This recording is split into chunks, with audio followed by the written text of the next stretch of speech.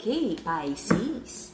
This is a Pisces Sun, Moon, Rising, and Venus collective bonus reading for the month of September. For your personal reading, kindly send me a direct message. Kamusta mga isda? Kamusta mga Pisces? This is a Pisces Sun, Moon, Rising, and Venus collective bonus reading for the month of September. Collective energy ng ating mga Pisces. Pasok sa baraha. This is a Pisces Sun, Moon, Rising, and Venus collective bonus reading for the month of September. Collective energy, please, ng ating mga Pisces. Collective energy ng ating mga Pisces, please. This is a Pisces Sun, Moon, Rising, and Venus collective bonus reading for the month of September. Let's see kung ano meron sa ating mga Pisces. Pisces Collective. Ingat sa mga scammer. Ang nag-iisang account na Mystic Siren ay kay Angeles 11. Other than that, ignore the messages from other accounts. Ang nag-iisang account na Mystic Siren kay Angeles 11, Pisces.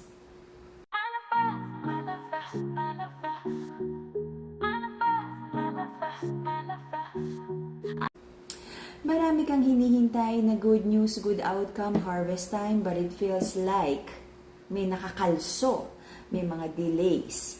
Same old cycle. Okay.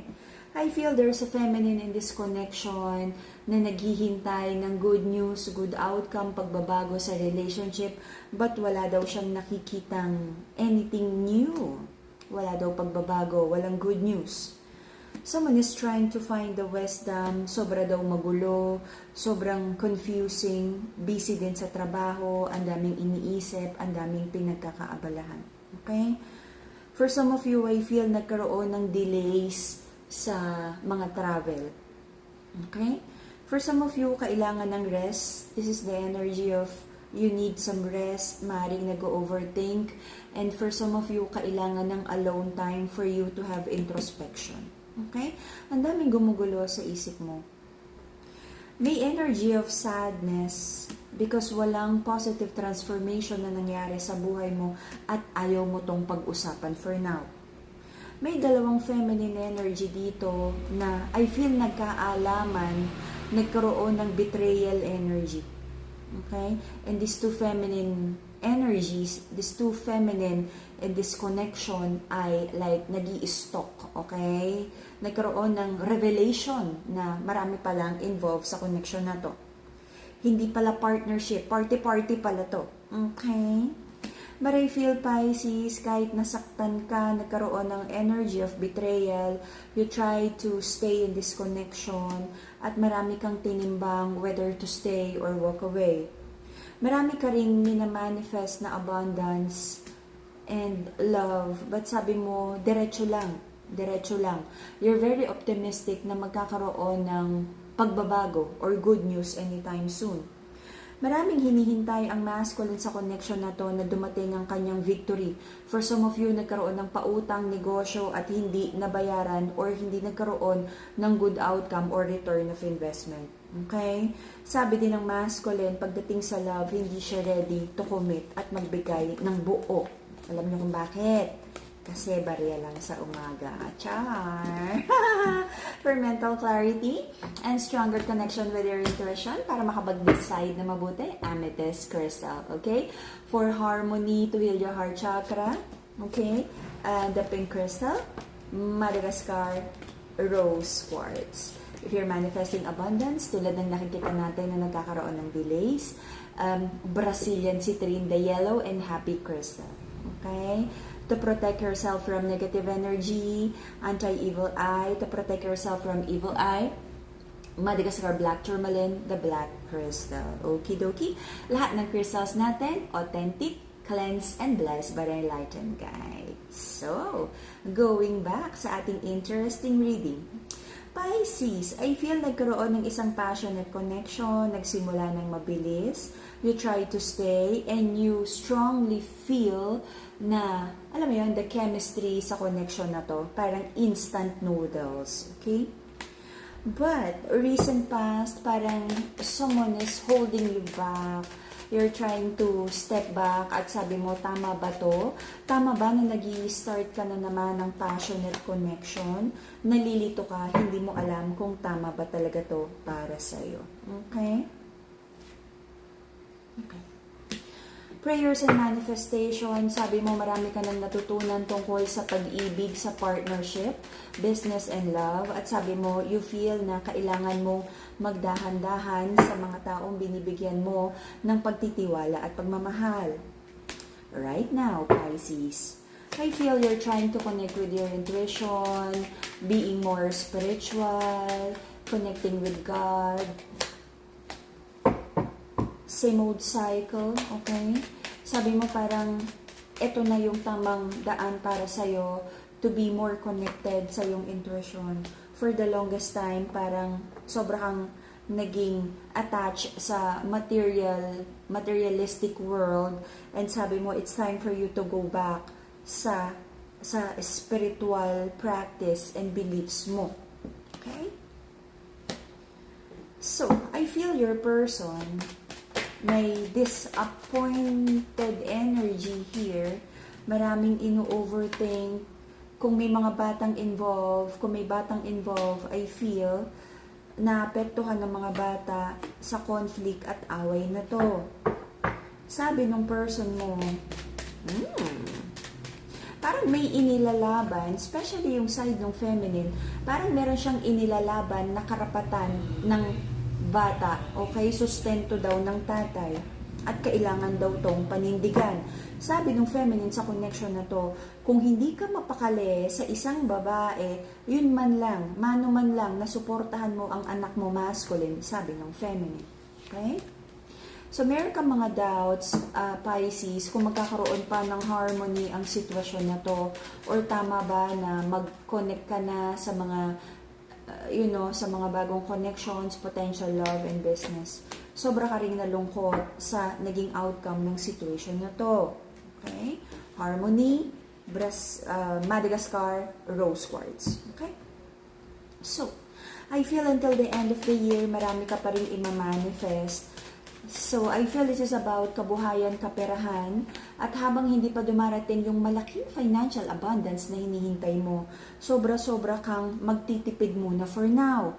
At ang nakikita ko dito, this is like one way of the universe, of God, teaching you how to take care of yung mga ibinigay sa yung blessing. Kasi I feel naging waldas ka, hindi mo napahalagahan. Okay? Pisces, I feel meron kang isang connection na gusto mong isave. But I feel it's meant to crumble down. Sobrang mahalaga sa'yo ang partnership, ang connection na to. Pero sabi mo kung talagang hindi meant at magigiba na talaga, it's time for you to move forward. Okay? You've manifested sana na maayos pa to, pero sabi mo until the end of the year, kung walang mangyari, puputulin mo na ang hopes mo at paghihintay mo, at I feel i-declare mo na siya as a closed chapter and mag-move forward ka na. But may very Pisces energy pa rin, no? Parang meron pa rin energy na parang nanghihinayang at gusto mo pa rin balikan. Again, mental clarity, amethyst, the purple crystal. Wala akong nakikitang like solid and committed action to make this connection work out. Parang hinahayaan mo na rin na gano'n na lang. Na parang, kumbaga sa halaman, kung mag-survive sa wild, then nag-survive. Pero wala na akong nakikitang effort mo to make this work out. Tinitignan mo na lang kung ano talaga, I feel magde-decide ka until the end of the year. It's either mag-survive, magkasundo, maging friends na lang. But I feel this relationship really is destined to collapse. You really need to move forward. But very Pisces energy na pagdating na magde-decide ka na, baka mapigilan ka na naman at sabihin mong, wait lang, parang hindi mo kayang mag-walk away. Okay? Money please. Any money news please? Money news. I feel meron kang pinaglalaban, sinisingil, court case, na maaaring hindi mo alam kung ilalaban mo pa or i-declare mo na as a loss. Malaking pera.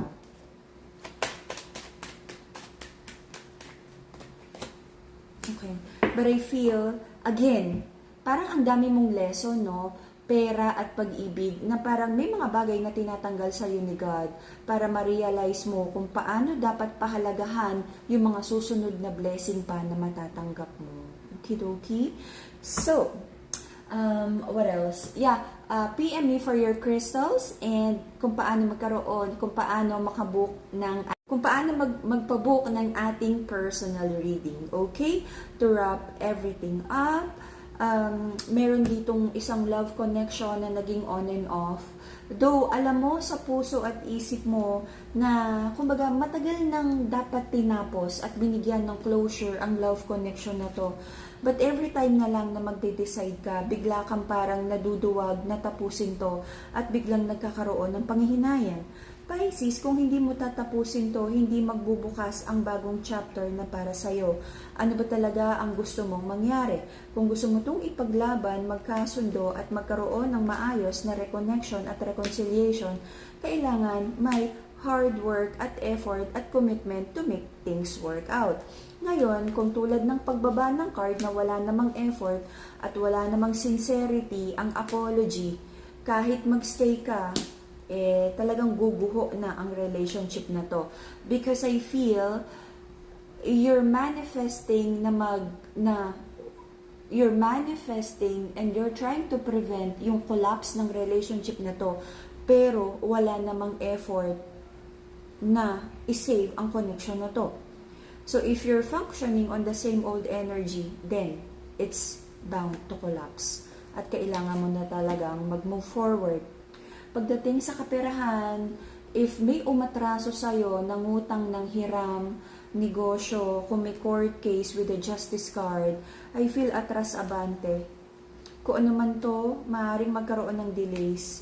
But this is like, again, the divine trying to teach you na kung sino ang dapat pagkatiwalaan sa pera. Pagdating sa love, this is the universe, the God trying to teach you when to let go. At magiging mas painful pa to kung hindi mo naman ginagawa ng action pero hinahawakan mo pa rin at hindi ka pa rin willing to let this connection go. Okay? So you decide, aayusin mo ba or ile-let go mo na? Pagdating sa pera, this is a lesson of the universe ni God na mamili ng pagkakatiwalaan. At may mga bagay tulad nito, parang charge it to experience it. This is injustice.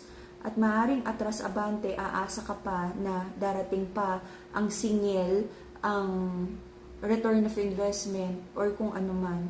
But I feel, i-charge mo na to as a loss. Nasa credit section na, nasa liability. At maaaring magbigay to sa'yo ng malaking lesson na next time, pagdating ng blessing na naman, ay hindi ka na magiging ganon mapagtiwala sa mga tao. Kung may court case, kung alam mo wala kang ginawang masama, then matuto ka ng huwag magtiwala agad-agad sa ibang tao. And if this is like a court case, at alam mong may ginawa kang masama, ibig sabihin, sinisingil ka ng karma, judgment, because may ginawa kang hindi maganda with the injustice card. Okay? Charge it to experience. Ang karma, good and bad, hindi natin mapipigilan what Daddy Saturn has for us. Okay? So, na-stress ako.